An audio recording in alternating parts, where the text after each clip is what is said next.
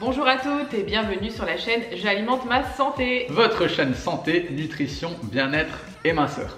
Alors aujourd'hui, on va vous parler d'un sujet et d'une question qu'on nous pose, mais je crois qu'on doit nous la poser 150 fois par jour. Comment arrêter le grignotage ?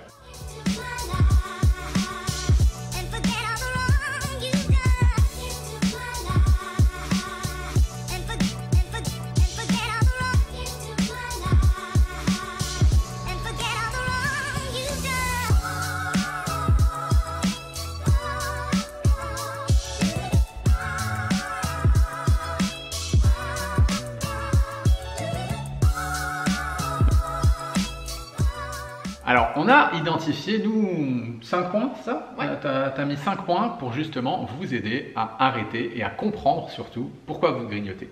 Donc, vas-y. Ouais, je me suis aperçue dans mes accompagnements, à chaque fois, c'est 5 choses qui reviennent à chaque fois. Donc, la première chose pour moi, c'est qu'on n'a pas mangé assez. On n'a pas mangé assez pendant son repas, ou alors on a peut-être des macronutriments qui sont déséquilibrés, il y a quelque chose qui ne va pas. Ouais. Pour moi, il faut aller remettre le nez dans les calories, dans les repas, parce qu'il doit manquer de quelque chose pour qu'après, du coup, tu aies envie de grignoter, tu as envie de manger un truc. C'est juste un signal en fait de Voilà. notre corps qui nous dit « Eh oh !» Et oh, il me manque un truc. Voilà. Et t'as beau essayer de manger. Moi, j'avais eu une personne que j'accompagne là qui me disait exactement ça hier soir en coaching. Elle me dit, écoute, en fait, quand j'ai fini mon repas, j'avais encore faim, j'avais envie de grignoter et du coup, je me suis refait un bol de flocons d'avoine et puis un deuxième et puis un troisième et en fait j'arrivais pas à me rassasier et en fait on a été voir ensemble et justement elle avait un problème au niveau de la répartition de ses macronutriments et en fait son corps lui réclamait autre chose que des glucides et il lui réclamait plutôt du gras et elle lui donnait des glucides et lui disait non je veux du gras. Je veux du gras. Alors moi ça me parle énormément, tu vois, Céline elle ne me l'avait pas raconté ça. Mais moi, ça me parle énormément parce que je suis quelqu'un qui a besoin d'un système nerveux assez actif et j'ai besoin quand même de pas mal de gras. Et je sais que, alors moi, je suis un fan de beurre. Voilà, j'adore manger du beurre. C'est un truc que mon corps fonctionne super bien avec ça. Alors je sais qu'il y en a qui vont monter au plafond. Mais quoi, il mange du beurre, il met de la graisse saturée, il est complètement fou. Mais moi, je pourrais te dire ça. Voilà, je pourrais me dire ça. Mais on s'en fout, moi je sais que c'est quelque chose qui me va super bien et qu'on est tous différents et à chacun doit trouver ce qui lui convient.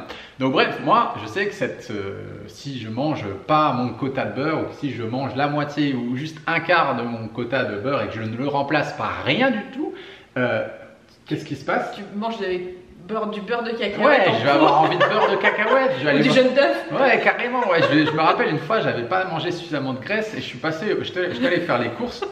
Et j'avais faim, mais j'avais faim de gras en fait, j'avais faim de graisse et je voyais des œufs, voilà, emballés dans le paquet. Et j'avais envie de lécher le jaune.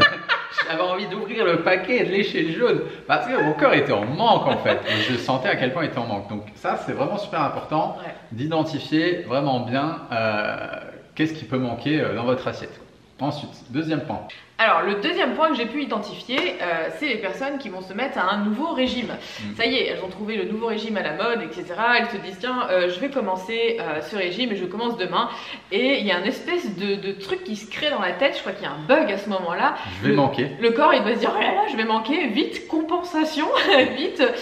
Et la personne grignote, en fait, plein de petits trucs qu'elle n'aura peut-être plus après avec son nouveau régime parce qu'il y a de l'interdit qui va se créer. Et du coup, ça peut créer des espèces de réflexes comme ça où on va manger des choses qu'on n'a pas l'habitude de manger et on va surcompenser en prévision du régime qui arrive. C'est un peu comme future restriction. Tu sais, c'est un peu comme quand tu arrives au 1er janvier avec les nouvelles bonnes résolutions et que tu te dis bon, ça y est, cette année j'arrête de fumer et puis tu es là, tu fumes le paquet, tu termines le paquet.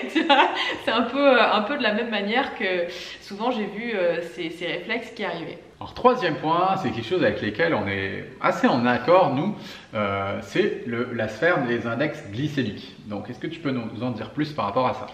Ouais, alors je me suis aperçue que quand les personnes, et moi la première, si par exemple je mange des trucs trop sucrés au mauvais moment, parce qu'il y a aussi, il faut respecter un petit peu la chronobiologie, il y a des moments où on peut manger des choses sucrées et des moments où il vaut mieux éviter, surtout en fonction des profils. Moi mon profil, si je mange sucré le matin, c'est juste pas possible, je vais avoir des envies de fringales un petit peu toute la journée et je vais avoir ces envies de sucre et de grignotage très régulièrement.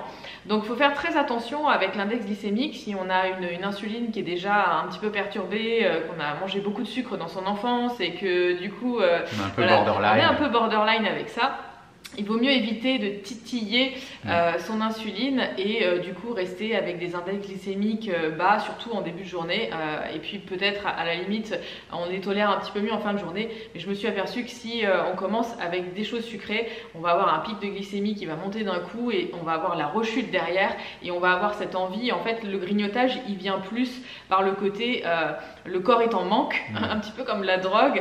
Voilà, je suis en manque de ma dose de sucre parce que du coup j'en ai mis trop d'un coup et l'insuline est trop arrivée pour faire baisser parce qu'on n'a pas intérêt en fait à avoir un taux de sucre dans le sang qui est très élevé. Et du coup, il y a cette espèce de réaction insuline réactionnelle en fait derrière qui fait qu'on a des envies de recompenser le sucre et du coup, ça peut engendrer des grignotages. Donc s'intéresser et mettre de la conscience sur le les tableau des index glycémiques. Alors 4e point, la frustration. Ouais.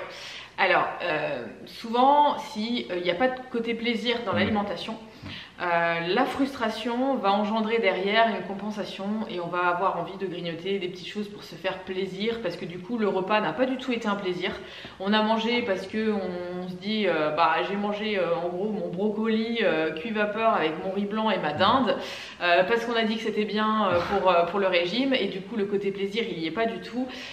C'est fade, c'est insipide et naturellement en fait le corps a besoin de différentes saveurs, de différents goûts au sein d'un plat et on va compenser et par des grignotages à droite à gauche et ça peut être, j'en sais rien, des chips, machin parce que le plat n'était pas assez salé, le plat n'était pas assez assaisonné et on va compenser. Alors moi j'ai remarqué, c'est intéressant ce que tu dis, ça me fait penser à un truc. Moi j'ai remarqué que la semaine, par exemple, quand je suis dans le boulot, quand je suis actif ou quand je suis dans mon rythme, en fait, je m'en fous complètement de tout ce qui peut être saveur. Voilà, c'est vraiment pomper l'up, je fais pas attention. Et puis de toute façon j'ai un rendez-vous à gauche, à droite, je viens de finir mon sport, puis on discute, voilà. Donc c'est quelque chose que je m'en fous. Mais dès qu'arrive le week-end, j'ai un peu plus le temps en fait de penser à ça et de me dire ah ouais, mais là en fait, j'ai pas pris de plaisir sur ce repas. Donc, qu'est-ce que je vais faire le week-end? Je vais mettre plus d'épices. Je vais me faire, tu me fais un banana bread, c'est mon gâteau préféré avec des pépites de chocolat. Donc, le week-end, tous les week-ends, elle me fait un banana bread, etc. Pour que justement, le week-end, vu que j'ai plus mon attention là-dessus, je puisse me faire plaisir. Ouais, mais c'est vrai que là-dessus, on est différent parce que moi, peu importe ce que je fais, si je travaille, que j'ai machin, il faut quand même que j'ai une notion de plaisir dans ce que je mange.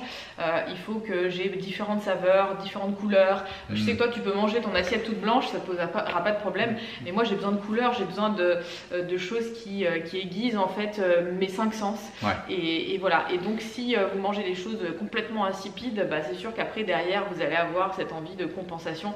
Même si tu l'as pas dans la semaine, les envies de grignotage, quelque part, le week-end, tu vas avoir cette envie, tu vois. Après, on va terminer sur le petit truc, mais vraiment tout bête, hein, le 5e point auquel on ne pense pas suffisamment, c'est en fait, je confonds la faim et la soif. Alors attention, quand on n'est pas forcément habitué à écouter son corps ou ses signaux, etc., on peut avoir soif et se dire j'ai faim. Mais en fait, le corps, il réclame juste à boire.